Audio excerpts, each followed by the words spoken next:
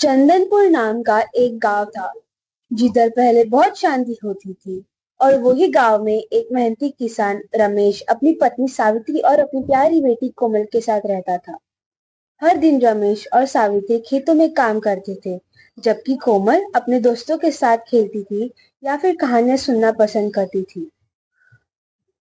कोमल को कहानियों का बहुत शौक था। वो हमेशा कुछ नई और अजीब कहानियां सुनना चाहती थी। कोमल खिड़की के पास बैठी थी, एक किताब लेकर। वो अपनी माँ सावित्री की तरफ देखती है, जो काम कर रही है। माँ, मुझे एक कहानी सुनाओ ना। तुम्हारी कहानियाँ मुझे बहुत अच्छी लगती हैं। आज नहीं कोमल, आज खेतों में काम है। तुम जाओ, पढ़ाई कर लो या फिर खेल लो। कहानियां बाद में सुनना। पर पर माँ, मुझे तो आज एक नई कहानी सुननी थी। अब बस जाके खेल, मुझे मेरा काम करने दे। कोमल उदास होकर बाहर जाती है और अपने आप खेलने लग जाती है। माँ, मुझे हमेशा क्यों डांटते रहती है? मैं तो बस एक कहानी सुनना चाहती थी।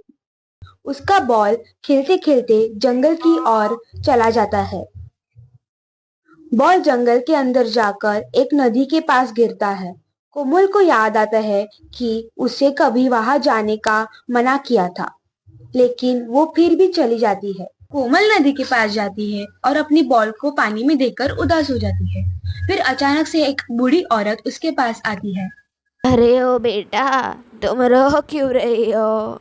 मेरी मेरी बॉल पानी में गिर गई। मैं यहाँ नहीं आना चाहती थी, पर मैंने सुन लिया था कि यहाँ आना मना है। कोई बात नहीं बेटा, मैं तुम्हें डराती नहीं हूँ। मैं तो बस तुम्हें एक कहानी सुनाने आई हूँ। क्या तुम सुनना चाहोगी? हाँ हाँ, कहानी सुनना मुझे बहुत पसंद है। दादी उसे लड्डू देती है और कोमल खुश होकर वो लड्डू को खाती है। ऐसे एक एक दिन गुजर जाता है और हर दिन कोमल वो नदी के पास जाती है और दादी उसे भूत और प्रेतों की कहानियां सुनाती है। दादी उसे पुरानी कहानियां सुनाती है, जिसमें एक डायन के बारे में बताया गया होता है। एक समय था, एक सुंदर गाँव था, बिल्कुल तुम्हारे जैसे। पर वहाँ एक औरत थी जो असली डायन थी। उसने अपने खूबसूरती का इस्तेमाल करके पूरी दुनिया के आदमी को मार डाला और उनके चेहरे खा गई। फिर क्या हुआ दादी? वो डायन कहाँ गई? उस डायन की एक आदत थी।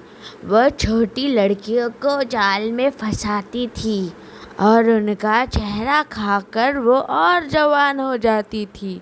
और फिर वो रोज नई लड़की को अपने पास बुलाती थी। एक दिन सावित्री जब घर लौट रही थी, तब वो देखती है उसकी बेटी कोमल नदी के किनारे अकेली हंसकर बात कर रही थी। कोमल, तुम यहाँ? तुम्हें यहाँ आने से मना किया था ना? वो वो पेड़ के पीछे चुपकर देखने लगती है। अरे, ये किससे बात कर रही है? कोई दिखाई क्यों नहीं दे रहा? धीरे धीरे सावित्री अपने पति रमेश को सब बता देती है।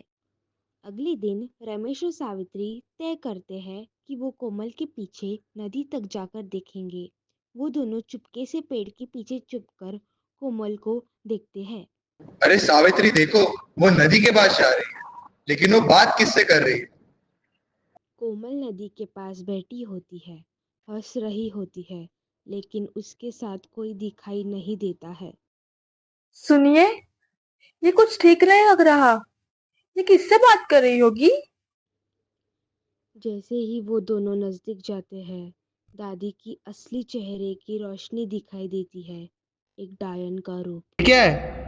ये कोई औरत नहीं है, ये डायन है। डायन अपनी असली रूप में आकर कोमल के माता पिता को मार देती है। फिर वो अपना गुस्सा शांत करने के लिए और अपनी भूख पूरी करने के लिए कोमल को भी खा जाती है।